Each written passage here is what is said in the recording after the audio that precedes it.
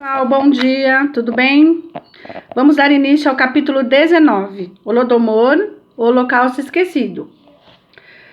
Pobres animais ucranianos. Não conseguíamos evitar a sensação de que éramos peões em algum jogo letal. Cada um dos nossos movimentos para escapar da morte se defrontava com um movimento contrário oficial. Cada uma das nossas medidas para evitá-las encontrava a oposição de contramedidas oficiais. Em sua oposição e retaliação a nós, os funcionários recorriam frequentemente a ações que seriam ridículas se não fosse pelo seu inacreditável sadismo. Uma daquelas das quais eu guardo uma recordação vívida foi a campanha de entrega ao Estado de peles de cães e gatos.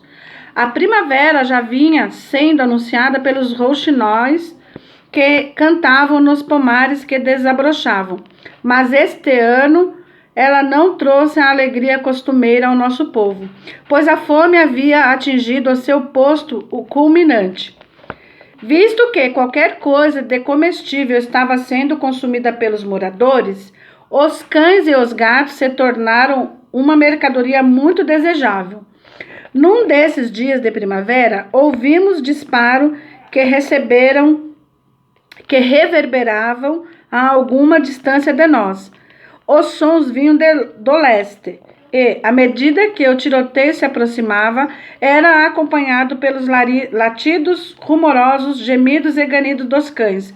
Ao mesmo tempo, ouvíamos alguns homens que gritavam e riam.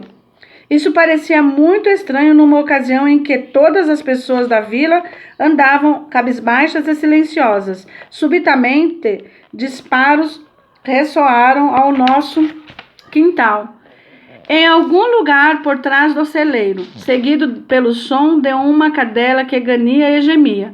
Reconhecemos de imediato a nossa cadela Lática. Corri para o lado de fora e, enquanto ia para o lugar, vi a nossa Lática sobre uma poça de sangue morta. 3 atiradores estavam ao seu lado, olhando para baixo em direção a ela, conversando e rindo. Eu me entreguei ao choro e tentei acariciar a minha cadela, mas as minhas lamentações não afetaram em nada os matadores. Um deles me empurrou para um lado, segurou a nossa Lática pelo rabo e a arrastou até a estrada principal, onde esperava uma carroça puxada a cavalos e já carregada com os corpos de outros cães e gatos. Então todos os 3 subiram na carroça e dirigiram para longe. Depois de algum tempo ouvimos o barulho de mais gritos à distância e de animais uivando nos seus estertores. Em breve obtivemos uma resposta para esse morticínio aparentemente sem sentido dos nossos animais de estimação. A nossa vila havia recebido uma ordem para que entregasse uma certa quota de pele de cães e gatos. A requisição era endereçada aos caçadores da vila. Muito embora não houvesse sobrado uma única espingarda na vila depois do confisco de todas as armas. Assim, o problema era o de como cumprir esta nova quota. A ajuda veio de uma origem inesperada. Os homens das milhares tomaram a benevolente decisão de empreender para nós a caçada de cães e gatos, embora ninguém lhes houvesse pedido isso. Assim, a nossa vila se tornou o território de caça dos homens das milhares. Todos os novos começaram sua estação de caça sem nos pedir permissão, nem sequer nos informar das suas intenções, começando na extremidade leste da vila e se deslocando para o oeste. Atiraram sistemática e indiscriminadamente em cada um dos cães e gatos que viram. As carcaças dos pobres animais mortos foram jogadas no pátio principal da fazenda coletiva. Mas arrancar-lhes as peles mostrou-se uma atividade mais difícil do que matá-los. Era um processo lento porque não havia muitos peleiros qualificados disponíveis. As pilhas de carcaças eram vigiadas por 2 homens nomeados pessoalmente pelo camarada-chefe 2000. Circulava o rumor de que ele estava preocupado com a possibilidade de que os nossos moradores famintos as roubassem uma a uma. Passou-se uma semana ou mais e as peles ainda não haviam sido retiradas das carcaças. As pilhas começavam a entrar em decomposição e a lançar um odor fétido. Por fim, soubemos que o camarada-chefe 2000 ordenara e pessoalmente supervisionara a distribuição das carcaças àqueles que as queriam. As carcaças foram distribuídas em questão de horas. A fome é realmente o melhor tempero, como diz o provérbio. Permaneceu aberta a questão relativa ao que essa campanha e as suas consequências significaram para todos os envolvidos. Será que o governo realmente precisava das peles dos nossos cães e gatos? Talvez tenha precisado. E, no entanto, os funcionários não tinham nenhuma pressa, ao que parecia, de tirar a pele dos animais mortos. Não poderia isso ter sido parte do plano geral de esfomear os fazendeiros até os levarem a se submeter por completo ao governo?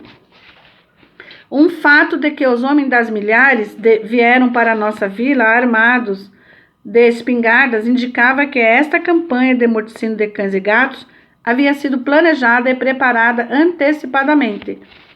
Será que o extermínio dos cães e gatos foi porventura uma maneira de privar os fazendeiros famintos de uma última fonte possível de alimento? Um dia, no começo de 32, difundiu-se uma notícia alarmante. Estão matando os rouxinóis. Na Ucrânia, o rouxinol é um símbolo nacional. Um rouxinol evoca a imagem de uma vila ucraniana com os seus pomares, campos e casas caiadas. Cada lar da vila alega a posse de uma ou duas famílias de rouxinóis.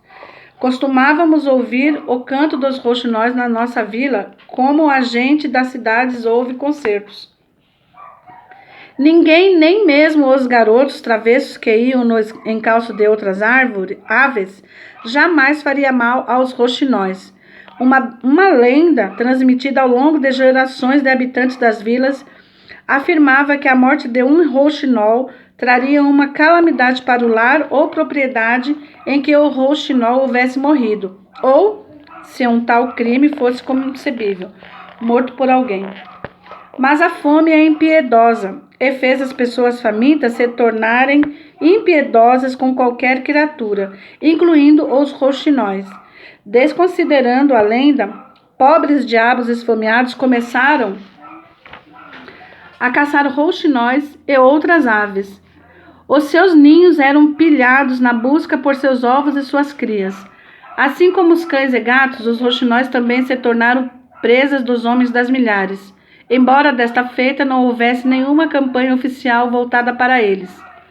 Na hora do crepúsculo ou da aurora, ouvíamos agora disparos de espingarda em vez do canto dos rouxinóis. Na sua caça aos rouxinóis, assim como no seu extermínio de cães e gatos, os homens das milhares eram meticulosos e sistemáticos. Desta vez, eles começaram no centro da vila. Ouvimos que eles se dividiram em dois grupos. Um deles se movia para o oeste, o outro para o leste. Em poucos dias chegaram no nosso lugar e eu tive a chance de vê-los em ação. Sorrateira e silenciosamente, eles se aproximaram de uma árvore em que cantasse um rouxinol e esperavam pelo momento adequado. Em seguida, um deles mirava no alvo e disparava.